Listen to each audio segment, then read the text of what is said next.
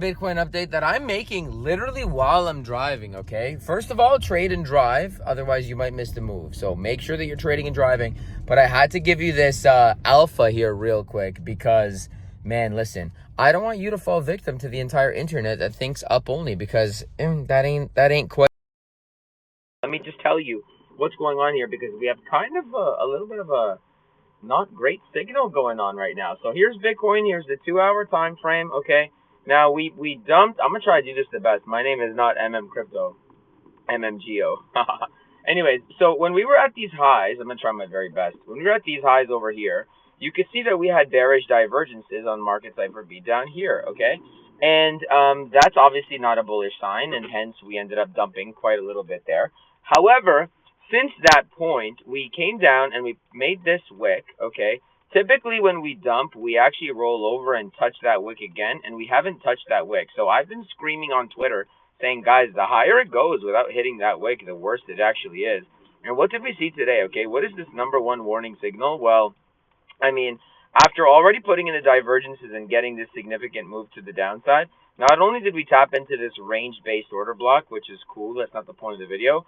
On market Cipher B here, you can see yet another spike wave. Okay, so you can see that money on the 2-hour time frame has still consistently been coming out. Today we had a fake out to the upside, and then we rolled over back down to the downside. In addition to that, we know, like I said, I'm just going to hide market Cipher for a second. We know, like I said, that we typically will come and take this wick again. But even if we forget that wick temporarily, momentarily, we also, hold on, I gotta turn left here. We also have all that liquidity under that scribble that I just made. Is this car in front of me ever gonna go? Anyways, so it's not looking good, guys. It's not looking good. Honestly, I'm telling you right now, I am short. Okay, I'll probably go live tomorrow and we'll get an update on this position, but I am short. And just judging by the way that the market looks, judging based on the fact that we had the divergence back here, we already had a significant dump, and now it looks like we're primed to get a continuation dump. To me, at least, it looks like it wants more down. Okay, it looks like it wants more down. And if we zoom out here and we take a look, I apologize for my delivery of my content today, but I am driving and this is an absolute emergency. If we take a look at the content, at the chart here, on the higher term time frames, let's come on like the 8-hour time frame as well. So we're obviously just in a range, okay? We're obviously just ranging. Now we're at the highs of the more macro range, and we've talked about the 3-day money flow for quite some time, which I'm not going to go over because I need to pay attention to the road and apparently put my seatbelt on according to my car's dinging.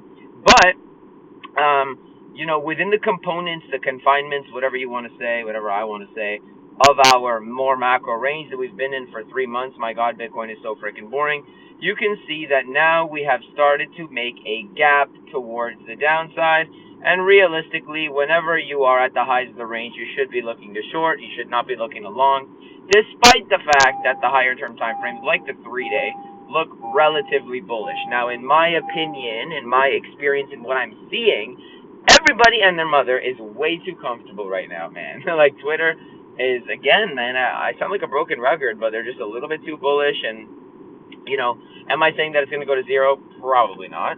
But I'm looking somewhere towards down at 64K. I think we're going to go 64. Here's what I think is going to happen. Let me just make sure I don't hit this car in front of me. I think we're going to go 64K. Then we're going to SFP the all-time high or range a little bit up here. And then I think we're going like significantly down from there. But again, I'm going to play the markets as the markets present their hand to me, because I am not a magician. I'm not a fortune teller. I cannot tell you what's going to happen. I can only tell you what I think is going to happen based on probabilities, because that, at the end of the day, is all the creators do. Okay? We don't know. None of us know what's going to happen. We just make a thesis based on probabilities. Guys, if you like the content, let me come back over here. If you like the content, make sure to hit the like and subscribe button, because I'm literally driving right now. Like, I was driving that whole time. So hit the like. Oh, she's kind of cute. Hit the like button for me. Bye.